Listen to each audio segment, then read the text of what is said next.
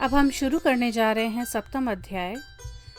सप्तम अध्याय में मार्कंडेय जी बोल रहे हैं कि इसके बाद ब्रह्मा ने महामाया के स्वरूप का प्रतिपादन कर कामदेव से भगवान शंकर को मोहित करने के लिए आगे कहा।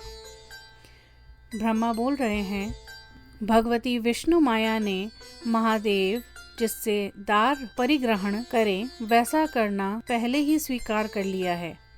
हे कामदेव, ये अवश्य ही दक्ष की पुत्री होकर महात्मा शंकर की द्वितीय पत्नी बनेंगी, ऐसा उन्होंने स्वयं कहा। तुम अपने इन गुणों रति तथा वसंत के साथ शंकर को दार परिग्रहण हेतु प्रेरित करने के लिए जो उचित समझो करो।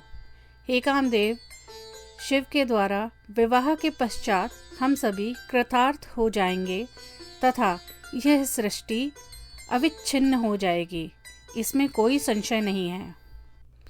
इस पर कामदेव कह रहे हैं, हे ब्रह्मदेव, शिव को मोहित करने के लिए हम लोगों द्वारा जो प्रत्यक्ष या परोक्ष रूप से किया गया उसे बताता हूँ, आप सुनिए।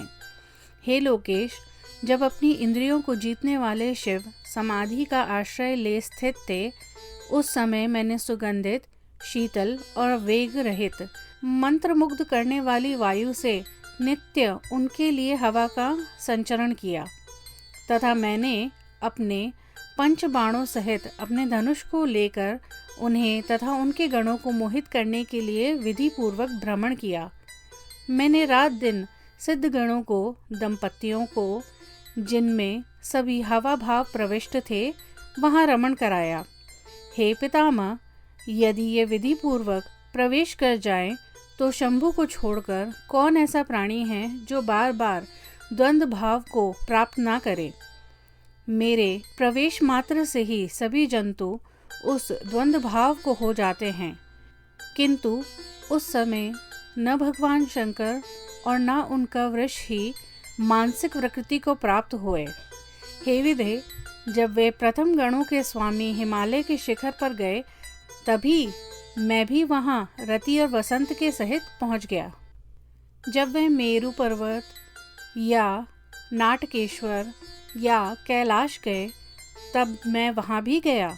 जिस क्षण भगवान शंकर समाधि से विमुख हुए, उसी क्षण उनके सम्मुख मैंने चक्र पक्षी मतलब कि चकवा और चकवी के जोड़े को प्रस्तुत किया।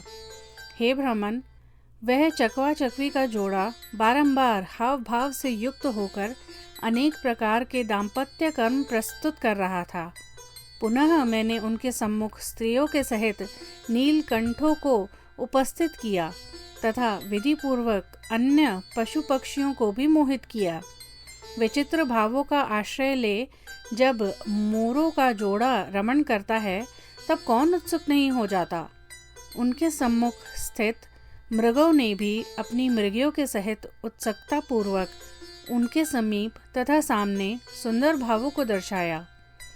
हे सब लोगों को धारण करने वाले, जब उनके शरीर में कभी भी उनका कोई छिद्र न देखकर मेरे द्वारा बाण छोड़ा गया, बहुधा निश्चित जानिए भगवान शंकर को छोड़कर पत्नी और संपूर्ण सहायकों सहित सबको मोहित करने के लिए वह पर्याप्त था।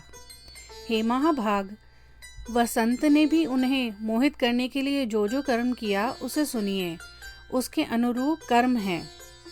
जहाँ जहाँ भगवान शंकर स्थित रहे, वे वहाँ वहाँ चंपक, केशर, अशोक, आम्र, करुण, पाटल, नागकेशर, पुन्नाग, किंशुक, केतकी, धव, माधवी, मल्लिका, चमेली, पर्णधार तथा कुरुवकों को प्रफुल्लित किया। शिव के आश्रम में स्थित सरोवरों में खिले हुए मलयाचल के वायु से संचालित तथा सुगंधित किए हुए कमल के फूल सुशोभित हो गए। वहाँ फूले हुए पुष्प से युक्त लताएं, फूले हुए पुष्पों से युक्त वृक्षों को सुंदर भाव से आलिंगन करने लगी। वहाँ कौन ऐसा मुनि था जो सुंदर पुष्प से ढके हुए सुगंधित वायु से कंपित उन वृक्षों को देखकर काम के वशीभूत न हो गया हो। हे लोकेश, वहाँ निवास करने वाले देवता, सिद्ध, अत्यंत तपस्वी साधक उन शिव के गण भी अनेक सुशोभित भावों से युक्त हो गए। उनको मोहने का हम लोगों को अब कोई उपाय नहीं दिखता था। शंकर कामोत्पन्न भाव मात्र भी नहीं कर रहे थे। यह सब देखकर तथा शंकर की भावनाओं को जानकर मैं शिव को मोहित करने के काम से, जो माया के बिना नियत नहीं था, विमुख हो गया। इस समय योग निद्रा द्वारा कहे हुए आपके वचनों तथा उनके प्रभाव को सुनकर और अपने सहयोगी इन मारगणों को देखकर मेरे द्वारा पुनः शिव को मोहित करने का प्रयत्न किया जाएगा। हे त्रैलोकेश्वर, शीघ्र ही योग निद्रा जिस प्रकार से शिव की पत्नी बने, वैसी ही आप भी व्यवस्था कीजिए। मेरी समझ में सैकड़ों मारगण भी शंकर के यमों, नियमों, नित्य प्रति के प्राणायाम, आसन, इंद्रियों के प्रत्याहार, ध्यान, धारणा, समाधि जैसे अष्टांग योग में विघ्न नहीं कर सकते। तो भी ये मारगण भगवान शंकर के योगांगों में विघ्न उत्पन्न करें, जो शक्य है अथवा जिसे संपादन में सक्षम है, अन्य के सम्मुख बल प्रयोग नहीं करना चाहिए। और इस तरीके से हमारा 7वां अध्याय खत्म होता है। 8वें अध्याय के लिए जुड़े रहिए अगले एपिसोड से।